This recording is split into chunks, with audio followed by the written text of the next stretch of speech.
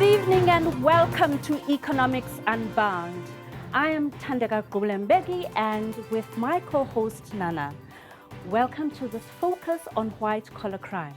Now, Nana, are you shivering in your boots already? Because I'm really scared of white-collar crime, aren't you? Hi, Nana. Oh, Thandeka, please don't be so corny. Good evening, everyone. I am Nana.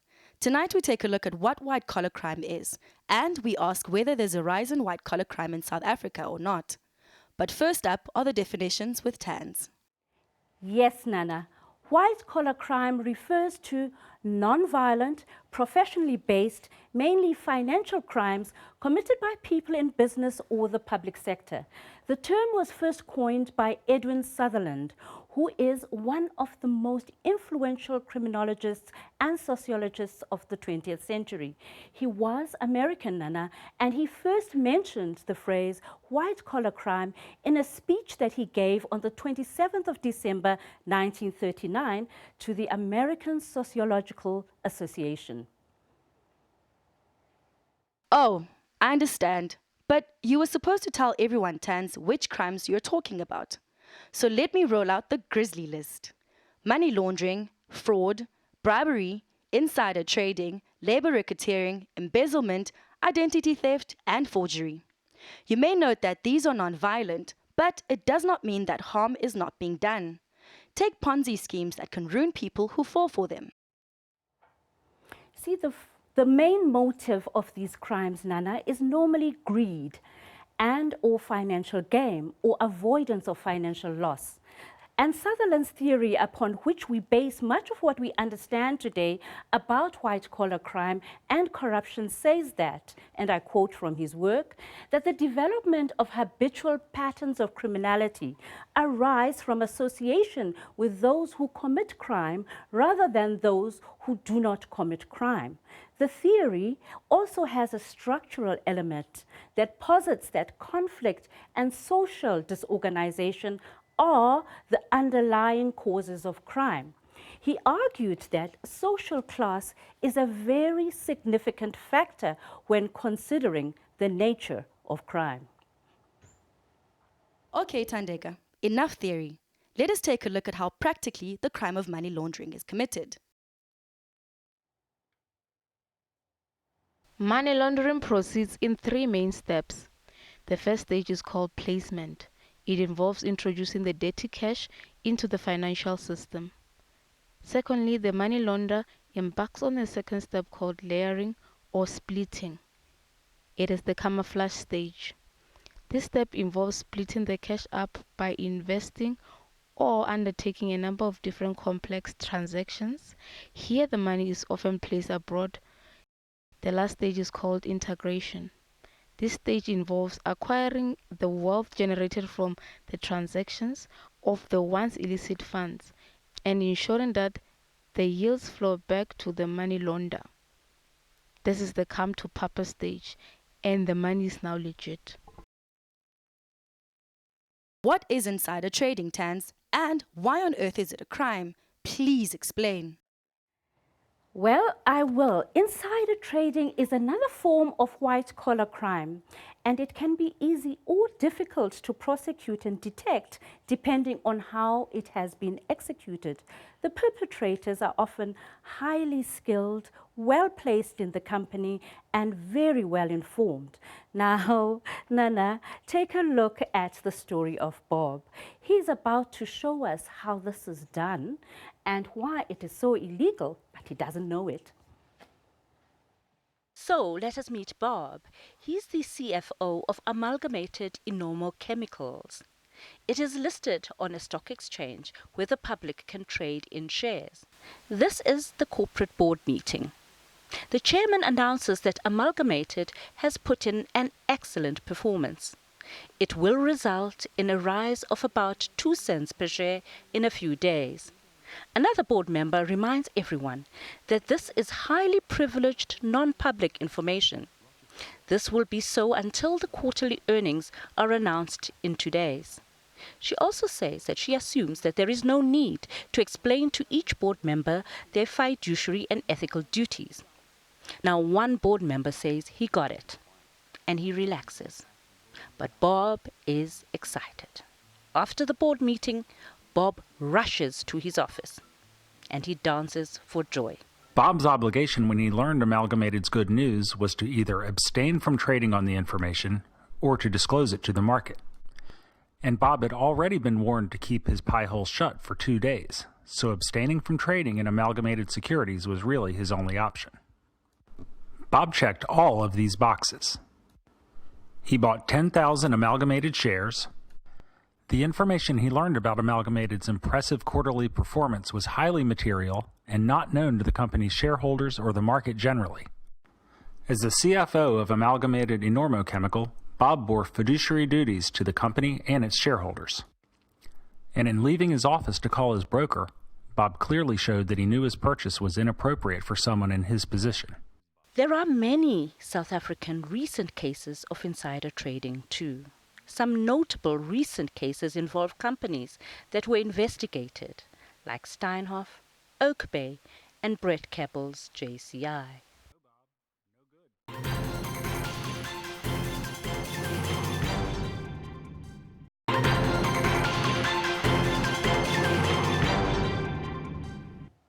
Now, welcome back. It is reported that since the early 2000s, there have been numerous news reports in South Africa indicating that white-collar crime is on the rise. From 2014, despite police statistics reporting and indicating an 11% decrease in economic crimes, independent studies, including one conducted by the PwC, indicate a burgeoning increase in fraud, money laundering, corruption, collusion, and bribery by senior management in companies and by politicians in high-ranking government positions.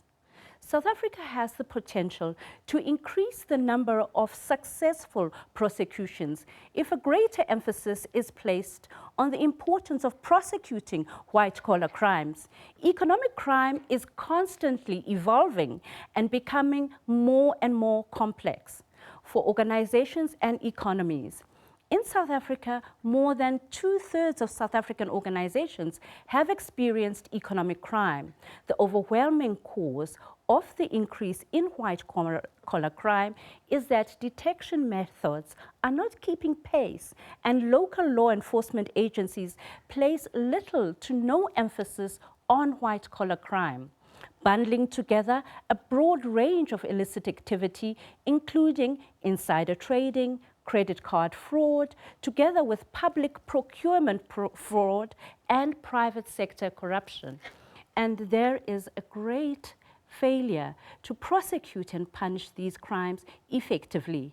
Further, many individuals facing charges of fraud, corruption, money laundering, or insider trading have the means and the ability to just delay prosecutions by launching numerous appeals and other actions, including vexatious litigation.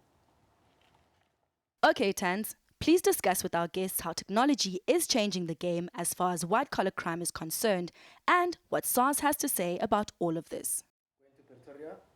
Now, I'm very happy that we are joined now from our Pretoria studios by Jaco Diaga, who is the CEO of the Association of Certified Fraud Examiners. Good evening, Jaco. How are you? Good evening, Tandeka. Very well, thank you. Welcome to the SABC. Now, Thanks for having us here. Let's just kick off.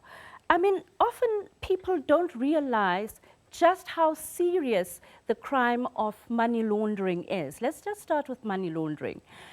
It costs the global economy something like $2 trillion per year. Can you comment on this crime and why it is so prevalent? One thing people tend to forget is the fact that fraud is the driver behind all your other crimes. Crimes like drug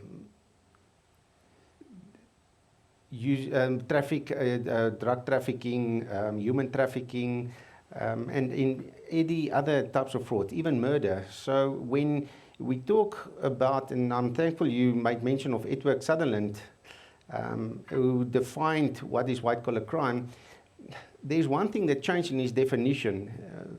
When we talk about non-violent crimes, it no longer is one of the factors that we can make use of within the definition. People are being murdered and their identities are being used or changed for insurance policies to pay out on funeral benefits or even life insurance benefits. Now, when you talk about money laundering, like you indicated, is the method of cleaning up money. So it's a process of making sure that dirty money becomes clean to be used by all these syndicates legally going forward for other purposes. Now, Jaco, can I just repeat the stages? First is the placement stage, where the dirty money that has been acquired in some of these rackets like drugs, illicit transactions, corrupt deals, even human trafficking. Now, that money is then taken and bunched up together, and then it's then placed in the formal legal economy. Then the next step is the step that's called smurfing or splitting or layering.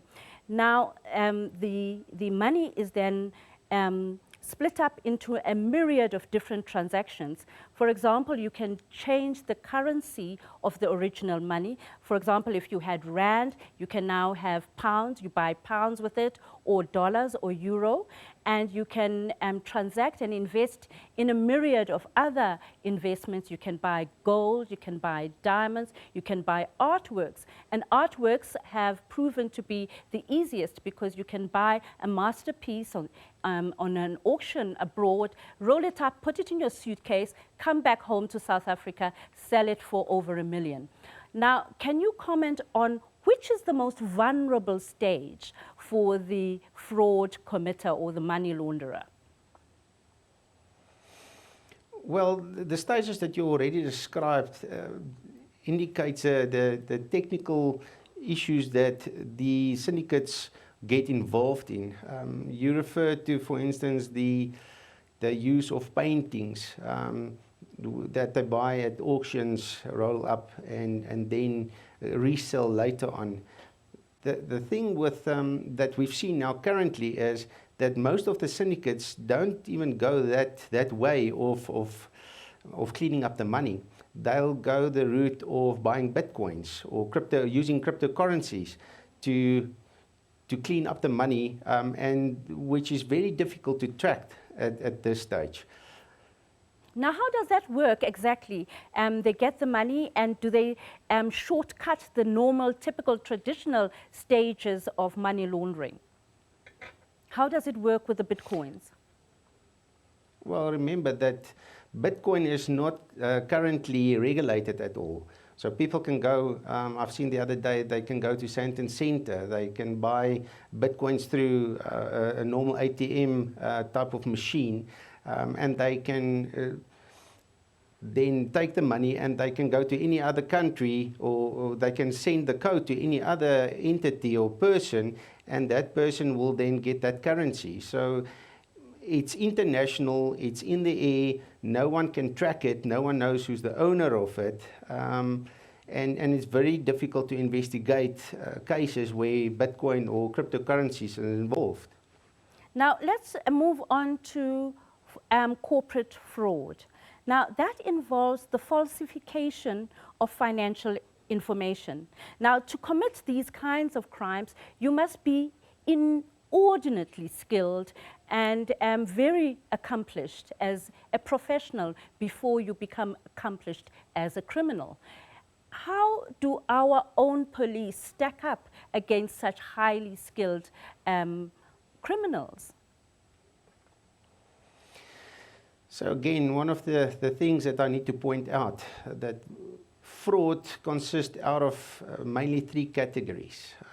It's your corruption, asset misappropriation, and then financial statement fraud is the three main categories that links up to fraud.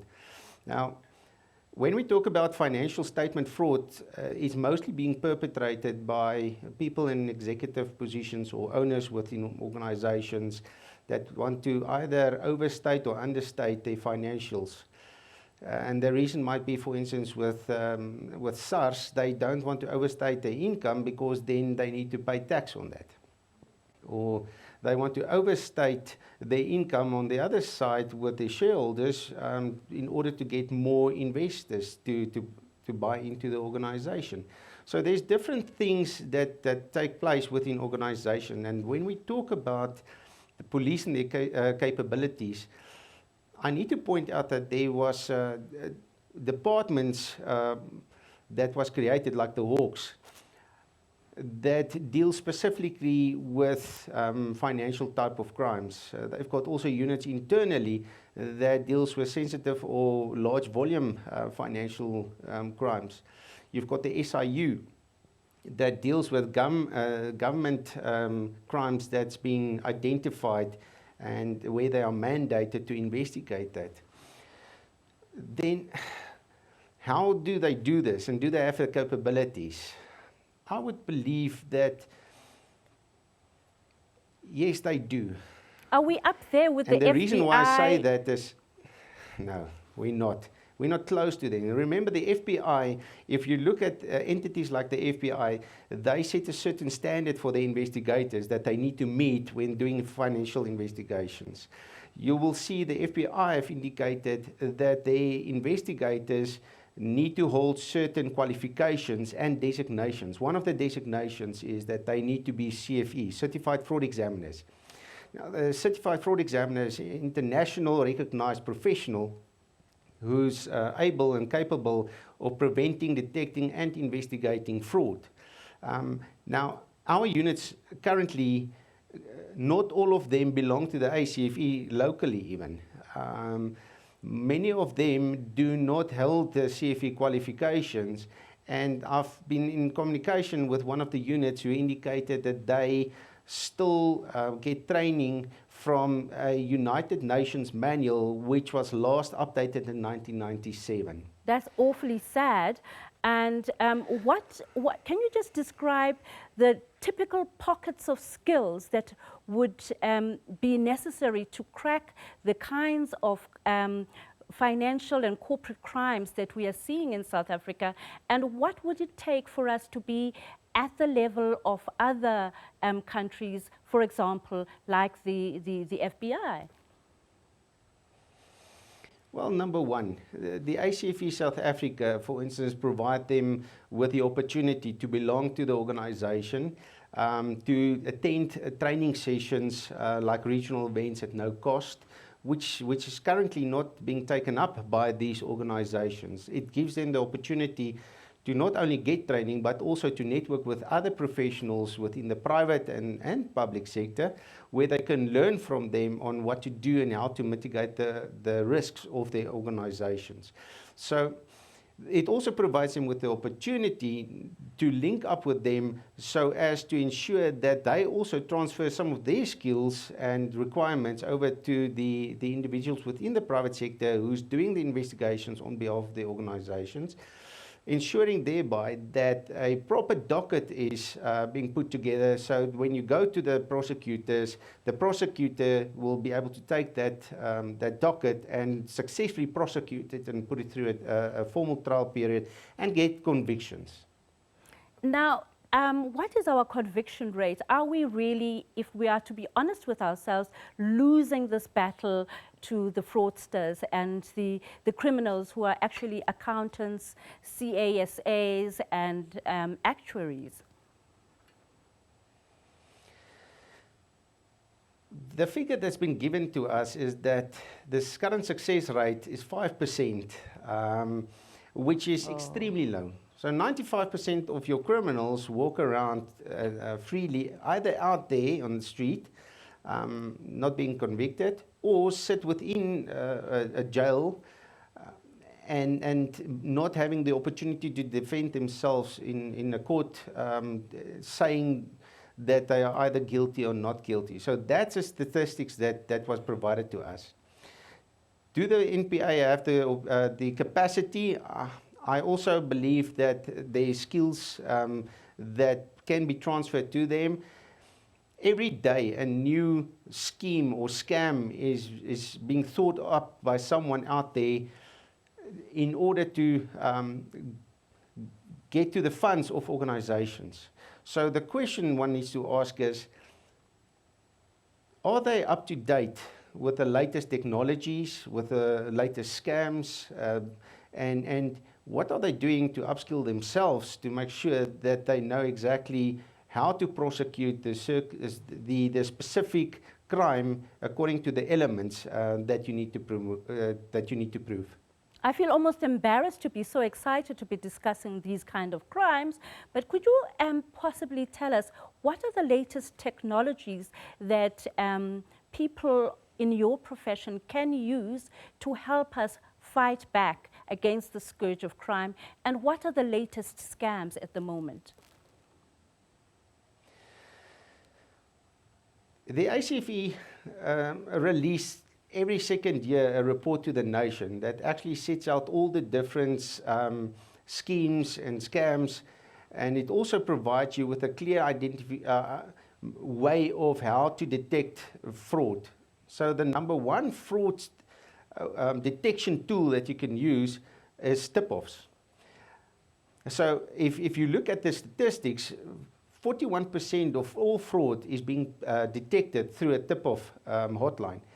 Now, let me just also state this. 64% of fraud is being perpetrated by someone internally, so employee, or by someone assisting from internally to perpetrate the fraud against the organization. So employees is your biggest risk. But in saying that, if you look at the tip-offs, the 41% being detected through a tip-off, 50% of the tips comes from employees. So if you train them properly, showing them what is right, what is wrong, what is expected of you, and what will not be tolerated, that's zero tolerance, how to report fraud, and when to report fraud, they remain your biggest asset. If you look at other ways to detect fraud, the report to the nation also indicates that internal audit, having an internal audit function, is one of the best tools you can use to identify and to prevent fraud. What is concerning is that a lot of companies rely on things like your external auditors or your IT controls that need to detect and prevent fraud within your organization. External auditors only pick up 2% in sub-Saharan Africa of fraud, while IT controls only picks up 1% of fraud, which is shocking. Now, I was hoping that you would tell us what are the technologies that people in your profession are using these days to help in the fight against fraud and white-collar crime. And would you tell us what the latest scams that you are encountering out there are? Well, if I look at technologies, we use various technologies to do data analysis, to also highlight the red flags that you get within organizations. So there's not one specific system. Systems need to be adapted according to the organization. So you've got various industries that you can that we need to look at. When we also look at your question about what's the latest scams that's available, again, that relates to your organizations as well as your industries. Banking side, we're looking at EFT types of frauds. If we look at your cell phone organizations, it's identity fraud schemes, data capturing, it is hacking and cracking. If we look at your insurance industry, it relates from anything of providing false information when submitting short-term claims to identity theft in your life insurance, overstatement of your income when we look at disability claims. So it's very difficult to say what's the latest. What's the biggest of concern for us? Can you perhaps break down the EFT frauds? I think many of our listeners and viewers out there would be very fascinated to understand more about the EFT type of frauds. Well, in the media recently, they discussed the thing of your SIM card being hacked. Or they phoning you and asking you for permission to upgrade your SIM card or to provide them with your PIN codes and things like that. And then what they will do is they will go online, use the information that you provided, your account details, your login details, and they'll also be cloning your SIM card so that when the PIN comes through, they will be able to put in the PIN and they'll take out all the money within your account within seconds. And what's your advice? Then when you report it to the bank will ask you the question, did you disclose any of your personal information to any other third party? And yes, you did that, so they will not be liable in that instance.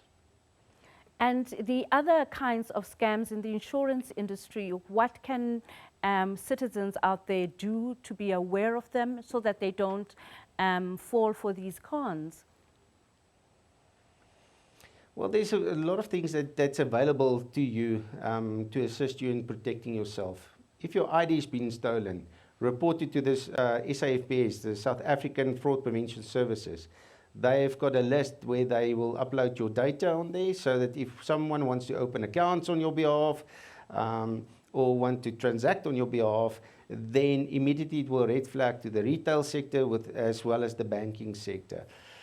You've got the ability to go to any one of the credit bureaus and ask them at no cost when it's your birthday to please pull a profile on you, and there you will be able to see whether you're still alive or not, whether you're married or not, things like that. You laugh, but people have been found to be dead while as they're still alive, and then someone took out a policy on them and went to one of the funeral parlors.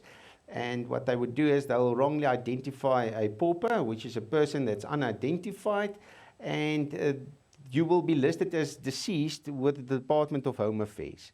Or you will be married, and while you're not married, an account at a retail store would have been opened. So there's many things that you can do to protect yourself.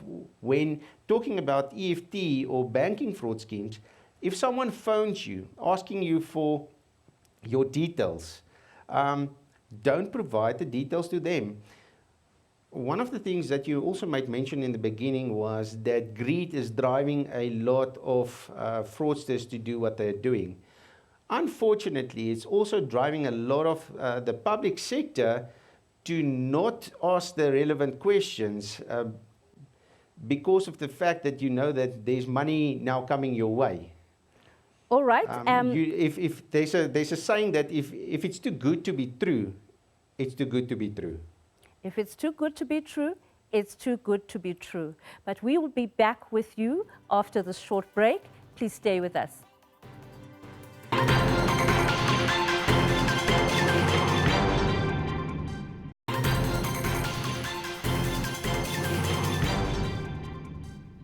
Welcome back.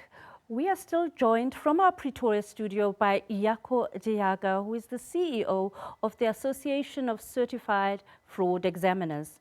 Now, welcome back, Jaco. Let's continue with the discussion.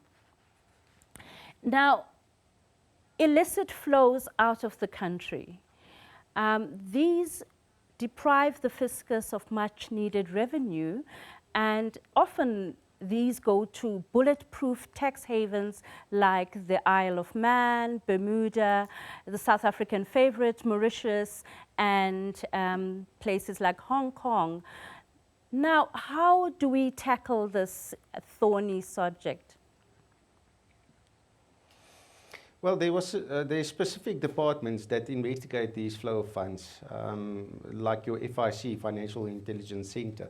So they were put into existence for this specific reason.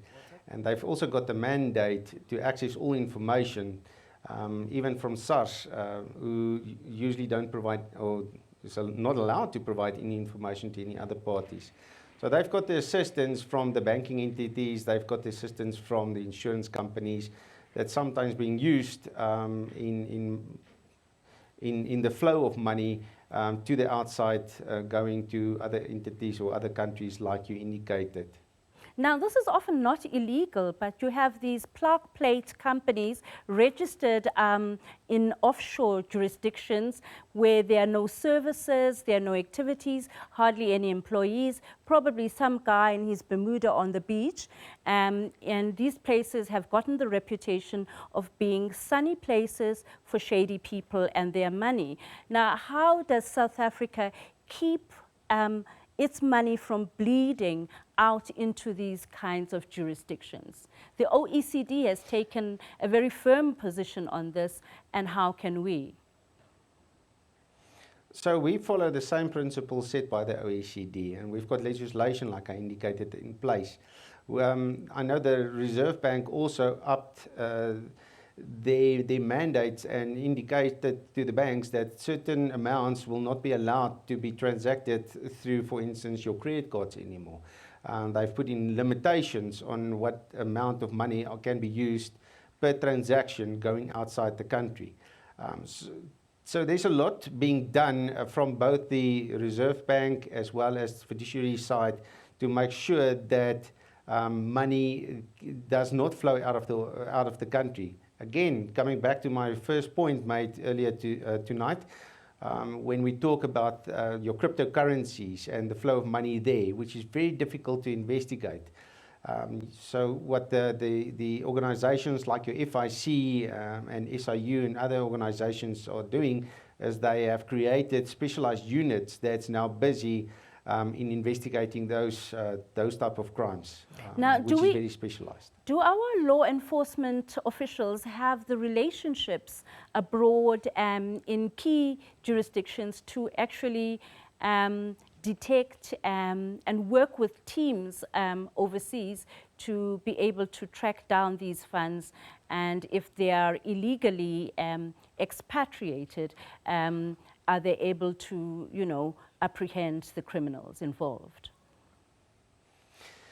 It's a very interesting question. We just finished our ACFE International Conference, and we've had two speakers talking about Bitcoins and investigations, one being from the FIC, and then we've also had a speaker talking about expatriation and how that is being done internationally, and the cooperation amongst amongst countries. So most of the countries are able to and allowing for expatriation amongst for criminals. And most of the countries also belong to Interpol, the police officers and police departments. So there is a sharing of information and there is collaboration, but you do have those countries that keep information sacred to themselves in order to get funds from the outside within the country. And that's a problem and for us as well as the police services. And where we do have extradition treaties with certain countries, how are our relationships between the investigators, the police forces, and other authorities? How is it working? Because I seem to remember that getting money back from the former holders of shareholders of Oak Bay has proven somewhat difficult. The thing is, it's not only difficult, it takes long. It's a long process in making sure that you follow the right processes in order to get the people here. So there's a lot of treaties in place, like you correctly identified. And again, the speaker at our conference pointed out that we've got a very high success rate. We follow the processes, we follow the rules. It takes a little bit longer than usual, but we do get the people here and they do stand trial. We also have those that we've handed over to other countries like Russia or India. So it's happening daily, but it's not in the media. So we're not fully aware of everything that's really taking place at ground level. So, but why isn't it in the media? Can you give us an example of a case study? You need not mention names, but just for our listeners and viewers to understand the kind of cases, the kind of complexity, the kind of relationships and skills that are needed to apprehend an international crime network or a ring, and how this is finally brought to justice. Well, I'm not an expert there, and I'm not working in that department. You must remember that we regulate the fraud examiners, and we make sure that they abide by our Code of Ethics and Professional Standards. What I can tell you is that the speaker, who was also the head of that unit, indicated that they've got a very high success rate in making sure that those who's responsible for all these crimes are held accountable and brought to justice here in South Africa, or whatever country the crime has been perpetrated in. Now, if you were to sidle up to the Minister of Police and you were to give him 3 pointers of strategy on how to really tackle and get a hold of the whole issue of white-collar crime, what would you advise him to do? Well, from a professional body point of view, I would love to see that he gets the police departments more involved with professional entities, similar to that of the FBI, the Royal Canadian Police, your Scotland Yard, your Australian Police Services, who all make sure that their members are upskilled and belong to professional bodies being the ACFE and become CFE, Certified Fraud Examiners. I will also further ensure that they meet the 20 hours requirement for skills development that CFEs need to adhere to. There's no way that you can combat crimes if you're not aware of what type of crimes to look for, as well as how to investigate the type of crimes.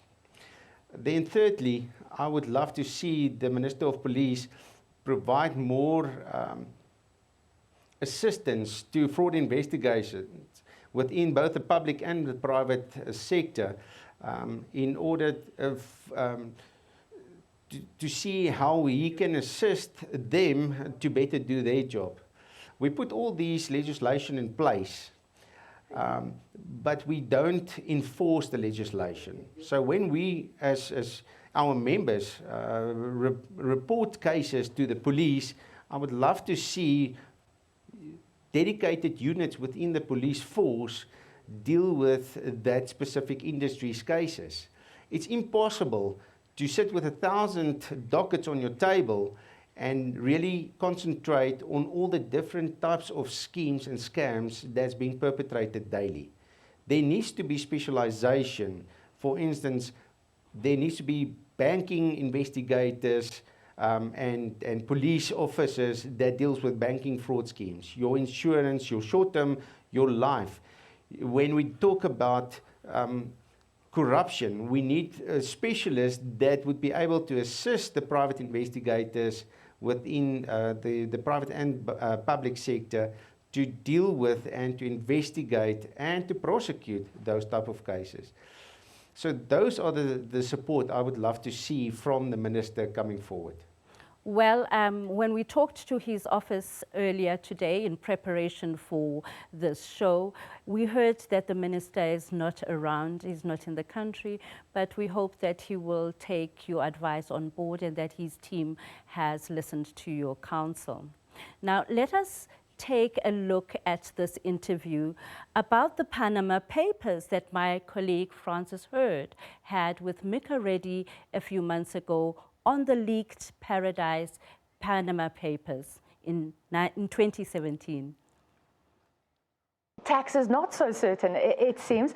Let's look at the local companies. Shanduka, Cyril Ramaphosa is not there anymore, but he was a shareholder. How does it look for him, and what's the claim there? Look, in this case, it's complicated. Cyril Ramaphosa and Shanduka were not, it would appear, doing anything terribly wrong, certainly not doing anything criminal, it would appear, from the information that we have before us. But it does raise eyebrows when the deputy president and potentially soon to be president of a country is doing deals in tax havens. Now, Appleby, the firm that was structuring this deal, that was working with the various entities involved in this big gas project in Mozambique, flagged a whole lot of suspicious transactions. We don't really know the full extent of it because the information, the leak in this regard is a little bit patchy. But this is not the first time that Shanduka has been implicated, that Ramaphosa has been implicated in tax avoidance. You'll remember the MTN saga, and of course you mentioned Lonmin earlier. Lonmin and Bermuda and profit shifting and transfer pricing and all that. Is the basic claim, so if you use Mauritius to set up a company to buy an investment in Mozambique, rather than using a company in South Africa, you avoid some of the profits and some of the taxes being generated in South Africa? They're generated in Mauritius. Yes, look, there can be legitimate reasons for investing in Mauritius, right? Say you want to set up a hotel there. But when you see these complicated tax structures, often using multiple tax havens, people can shop around because tax havens each offer individual things. And one very appealing thing about Mauritius is it has a whole lot of tax treaties with other African countries. That means that if you're a multinational company and you want to do business in Mauritius and in Mozambique, and you structure the deal through Mauritius, you can be paying an effective corporate tax of 0%. Yeah. A common thing, for instance, it would be to set up a shell company in Mauritius and be paying that company. You'd have your main operations in, say, Mozambique, a shell company in Mauritius, and that company in Mozambique will be paying, say, management fees or service fees, which are bogus because the operation in Mauritius is just a shell. There's no staff there, there's no operations there. But it's a way of transferring profits and dodging the tax man. All right, and then SPAR, they said that they did nothing wrong. They set up in the Isle of Man for an investment in Switzerland. And it's interesting what they say because one of the reasons given was that the rand is so volatile, which maybe is fair enough, is it? That's extremely disingenuous and unhelpful. A multinational corporation invested in a country must bear some of the risk as well. If you're investing in a country, that comes with risk. And if everyone adopted that approach, they were investing in Switzerland, yeah? Yeah, sure, but that applies to any country you're investing in, not just South Africa. And this is a South African company, so we're talking about dodging taxes, and they're saying, well, that the rand is the problem, and so we're taking money offshore or whatever. The problem is, if you invest in a country, then you have to shoulder the responsibility that comes with that. And if all companies took this approach if everyone took this approach that tax dodging is fine, is legitimate, if we have some difference, some issue with said country, it would collapse economies. And it is doing tremendous damage to economies as is. Is there two sides? And the reason I bring this up is I visited Costa Rica years before, I believe, Intel went in. And Costa Rica lured Intel with a lower tax rate, but then you had this huge development going on because IT professionals are being trained up, workers, you have a multinational that comes in and brings in skills. Mauritius, remember there was that race to be the gateway into Africa. They're offering people entry into Africa and doing wonders for their own country. Should we knock it? Yeah, this is a boom for Mauritius, but it is a parasitic relationship. That is Mauritius to the rest of Africa. And Mauritius is booming. We wrote an article that said, Mauritius's boom is Africa's bust. But the problem is precisely it comes at the expense of other African economies. This tiny little island of 1.3 million people may be doing fairly well, but millions and millions and millions are being sucked out of Africa every year. And I do think that is a huge problem structurally for the global economy, because it is perpetuating massive disparities in global wealth. It's perpetuating underdevelopment in Africa. It's exceedingly harmful. And a much better system, of course, would be to have proper structures in place, a sort of global consensus on this, global regulation and international law that worked in the interests of countries broadly, that worked in the interests of developing countries. So what is that? Should there be a minimum tax rate around the world? Perhaps that's a conversation that should be happening, yes. Yeah. But certainly all these big, these glaring loopholes need to be tightened up, and that requires a truly multilateral effort. You would think that the AU would be doing a lot more. You almost need every country involved, and that's so difficult. Sure, but there's a lot more that can be done on a regional level. So the AU could be doing a lot more to tighten up tax. They've flagged the issue as something very, very serious. Gqubule-Mbeki's high-level panel flagged it, showed that 80 million dollars a year was being siphoned out of Africa through illicit financial flows. And it's not just about tax, because so often this coincides with criminality and illegal money. These tax havens don't just serve those who want to legally avoid tax. They also serve the interests of a whole plethora of crooks. Apple spoke out about the idea that multinationals share their tax burden across all the geographies in which they operate. So at least it's kind of fair. But they were saying that the rules aren't clear. There's a need for simplicity. Like you say, they're one of the biggest ones named. I guess if they're saying that, it means something needs to change. Yeah, I mean, it's risible that they can say that, because they are they're among the biggest offenders when it comes to tax avoidance. And they have enormous cash reserves, larger than many countries, most countries perhaps, and yet they are paying pennies in tax. Yeah. It's absolutely ridiculous that they can say that. They are manipulating the massive loopholes in the financial system. Very quickly, should we as consumers start boycotting or punishing companies that dodge tax? Certainly consumers could do a lot more. It does become difficult. You've highlighted how many companies and individuals, and individuals are to blame as well. But unfortunately, it hurts ordinary people the most.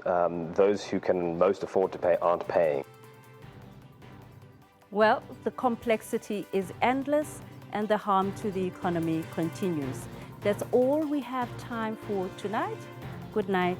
Khonandin Mawethu.